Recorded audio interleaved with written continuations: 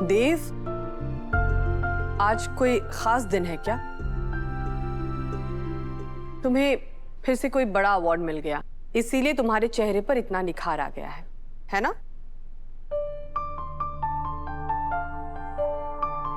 माँ साहब, इस निखार की वजह कुछ और है और इसी बारे में आपसे मैं बात करना चाहता हूँ।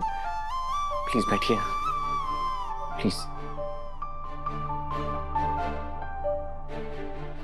माँ साहब, सबसे पहले तो मैं आपको सॉरी बोलना चाहता हूँ। आखिर क्या बात है देव? तुम्हारी बातें सुनकर हमें घबराहट सी होने लगी है। माँ साहब, बचपन से लेकर आज तक मैं आपसे अपनी हर छोटी से छोटी बात शेयर करता आया और मैं ये बात भी छुपाना नहीं चाहता था। मैं बस थोड़ा वक्त लेना चाहता था ताकि आपको बताने से पहले मैं खुद से श्योर हो जाऊं। देव, घुमा फिरा कर मत कहो, सीधे सीधे कहो कि बात क्या है। जब जब भविष्य के राम ने उनसे कोई बात छुपाई है, तब तो माँ और बेटे के बीच में महाभारत हुई। इस बार देखते हैं कि महासंग्राम होगा। माँ साहब, मैं एक लड़की को पसंद करता हूँ।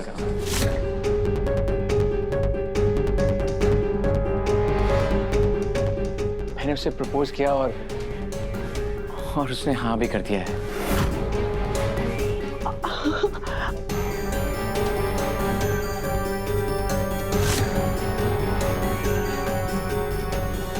ये तुम क्या कह रहे हो देव?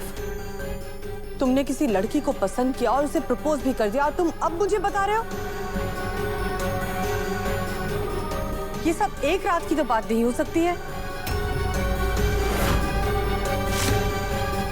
और नहीं तो क्या भाभी साहब, और आपने तो जब से देव पैदा हुआ था तभी से ऐलान कर दिया था कि देव की होने वाली पत्नी आप खुद चुनकर लावेगी।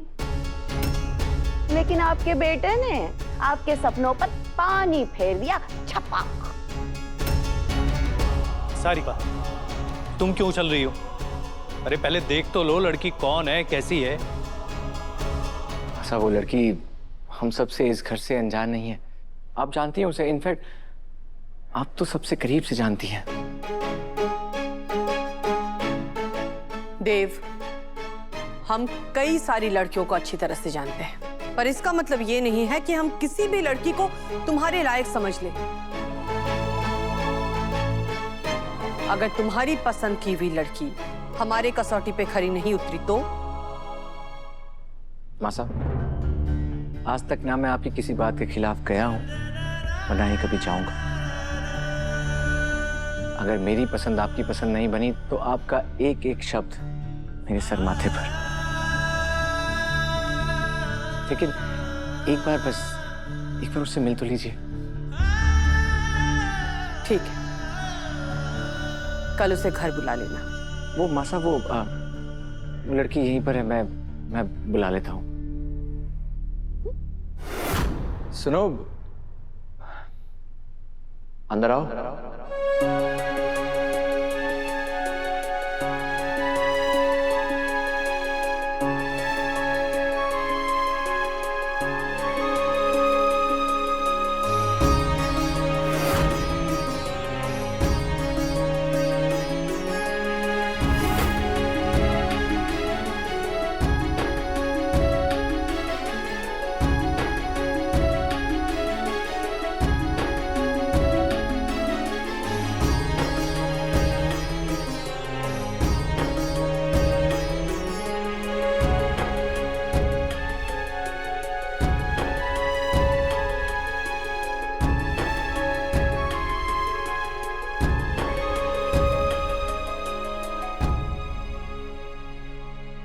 माँ साहब,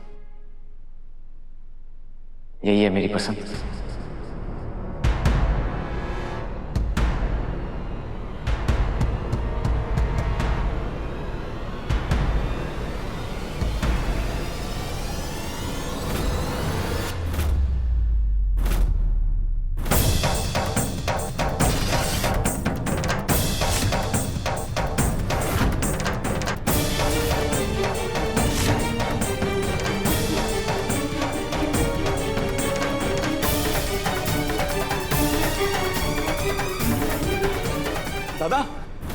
दादा उठो, बैठो बैठो बैठो।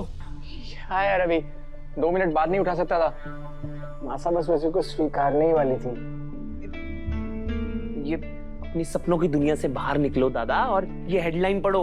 बहुत बड़ा कांड हो गया, ये देखो, ये पढ़ो ये। चौहान ग्रुप ऑफ इंडस्ट्रीज के वारिस को हुआ नौकरानी से प्यार। क्या मंदिर में छुप कर मिलके किया उन्होंने विवाह संस्कार? ये क्या बकवास है? ये तो कल की बात है। और ये फोटो मीडिया तक कैसे पहुंची? अभी ये बड़ी प्रॉब्लम नहीं है, उससे बड़ी प्रॉब्लम ये है कि ये बात मासा तक पहुंच चुकी है, और मासा न्यूज़पेपर के ऑफिस पहुंच गई हैं, और पता नहीं वहां पे वो क्या क्या बखेड़ा खड़ा कर रही होंगी। और आपको और वसु को भी न्यूज़पेपर के ऑफिस बुलाया है। मासा को ये खबर पढ़कर कितना गुस्सा आया होगा। अभी तो वो सीधे न्यूज़पेपर के ऑफिस पहुंच गई। मुझे भी निकलना होगा तुरंत। मैं गाड़ी निकालता हूँ, रेडी हो जाओ। दिव्या मैडम, मैं आपके लिए बादाम और केले का शरबत बना रही थी। आपके लिए और आपके होने वाले बच्चे के लिए बहुत सेहतमंद रहेगा। क्या हुआ दिव्या मैडम, आपकी तबीयत ठीक ना है क्या? वसु, तुम कल भाईसा के साथ मंदिर गई थी? हाँ।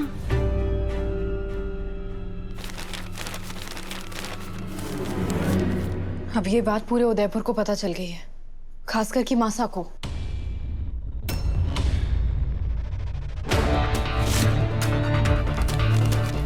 चौहान ग्रुप ऑफ इंडस्ट्रीज के वारिस को हुआ नौकरानी से प्यार। क्या मंदिर में छिपकर किया उन्होंने विवाह संस्कार? ये झूठ है दिव्या मैडम, हम मंदिर से दर्शन करने के लिए गए थे बस। मैं जानती हूँ वसु, लेकिन मासा बहुत गुस्से में है। उन्होंने तुम्हें और भाईसा को न्यूज़पेपर के ऑफिस में बुलाया। अब पता नहीं क्या होगा। दिव्या मैडम, ये पता है, भाईसा मासा को ये सब कुछ बताने ही वाले थे, लेकिन उनके बताने की जस्ट पहले इस खबर का इस तरह से बाहर आना बिल्कुल सही नहीं हुआ। अब बस न्यूज़पेपर वालों के ऑफिस चलकर ही हालात का पता चलेगा।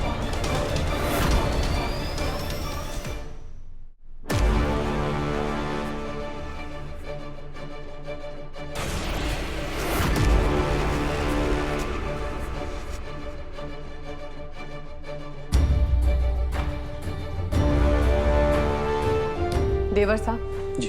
आप यही रुकिए और वसुधा और देव के साथ ही अंदर आइएगा। जी भाभी साहब।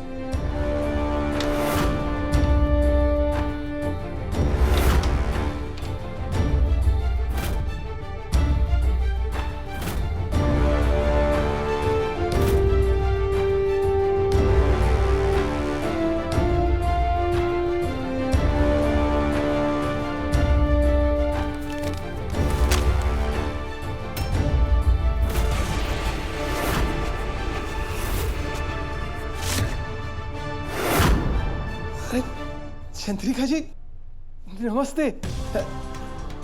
आप ही का ही ऑफिस है? बहुत बहुत बधाई चंद्रिका जी। ये तो हमारी खुशकिस्मती है कि आपके बेटे की लव स्टोरी का खुलासा हमारे अखबार के जरिए हुआ। ऐसी बेतुकी खबर और बेहुदा तस्वीर छापने की हिम्मत कैसे हुई आपकी? अपनी बिक्री बढ़ाने के लिए आप किसी भी हद तक गिर जाएंगे। किसी भी झूठी खबर पर मिर्च मसाला डाल के परोस देंगे आप, चाहे इसके लिए किसी की प्रतिष्ठा पर आंच ही क्यों ना आ जाए।